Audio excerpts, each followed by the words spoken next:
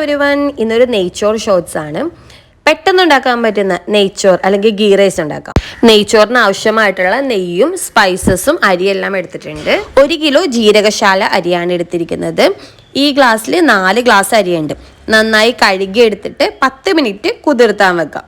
കൃത്യം 10 മിനിറ്റ് ആകുമ്പോഴേക്കും ഒരു അരിപ്പ പാത്രത്തിൽ വെള്ളം നല്ലതുപോലെ പോകാൻ വെക്കാം. ഇനി ഇതുപോലെ 2 മീഡിയം സൈസ് സവാള ചെറുതായി കട്ട് ചെയ്തെടുത്തിട്ടുണ്ട്. അരിഞ്ഞു വെച്ച സവാള നമുക്ക് 2 പാർട്ടായിട്ട് എടുക്കാം. സവാളയുടെ ഉൾഭാഗം കുറച്ച് കട്ടിയുള്ളതായിരിക്കും. കട്ടിയില്ലാത്ത പീസ് നമുക്ക് റൈസ് ഗാർണിഷ് ചെയ്യാനായിട്ട് എടുക്കാം.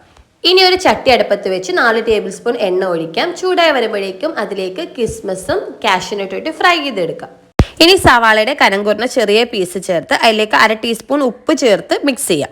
ബ്രൗൺ കളറായി വരുമ്പോഴേക്കും 1/2 ടീസ്പൂൺ പഞ്ചസാര മിക്സ് ചെയ്ത് കോരിയെടുക്കാം. 1 ഗ്ലാസ് അരിക്ക് 1.5 ഗ്ലാസ് വെള്ളം, 6 ഗ്ലാസ് വെള്ളം തിളപ്പിക്കാൻ വെക്കാം. തിളച്ച് കഴിയുമ്പോഴേക്കും അടച്ചു വെക്കാം. ഒരു നോൺ സ്റ്റിക്ക് പാനിൽ 5 ടേബിൾ സ്പൂൺ നെയ്യ് ചൂടാക്കാം. നെയ്യ് ചൂടായി കഴിയുമ്പോൾ എടുത്തു വെച്ച് സ്പൈസസ് ഇട്ട് കൊടുക്കാം. ഇൻഗ്രീഡിയൻസ് എല്ലാം ഞാൻ ഡിസ്ക്രിപ്ഷനിൽ കൊടുക്കുന്നുണ്ട്. 15 സെക്കൻഡ് ഒന്ന് ഇളക്കിയതിന് ശേഷം സവാളയുടെ കനം കൂടിയ പീസ് ഇട്ട് കൊടുക്കാം. സവാളയുടെ കളറൊന്നും മാറണ്ട, ജസ്റ്റ് ഒന്ന് വാടിയാൽ മതി. ഇനി ഇതിലേക്ക് നമ്മൾ റെഡിയാക്കി വെച്ച അരി ചേർക്കാം. ഇനി ഹൈ ഫ്ലെയിമിൽ വെച്ച് റൈസിന്റെ എല്ലായിടത്തും ഗീ എത്തുന്നത് വരെ 5 മിനിറ്റ് ഇളക്കി റോസ്റ്റ് ചെയ്തെടുക്കാം.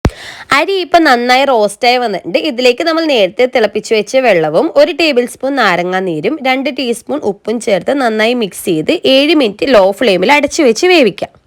ഇപ്പോൾ ഏകദേശം വെന്തിട്ടുണ്ട്. ഇതിലേക്ക് 2 ടേബിൾ സ്പൂൺ നെയ്യ് കൂടി ചേർത്ത് പതുക്കെ മിക്സ് ചെയ്തെടുക്കാം.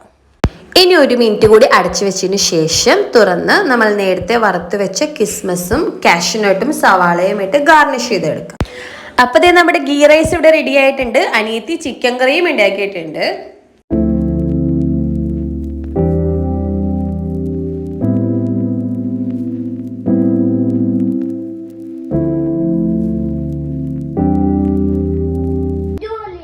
സൂപ്പർ, അടിപൊളി. അമ്മ ഇഷ്ടമായാ? ഇഷ്ടമായി.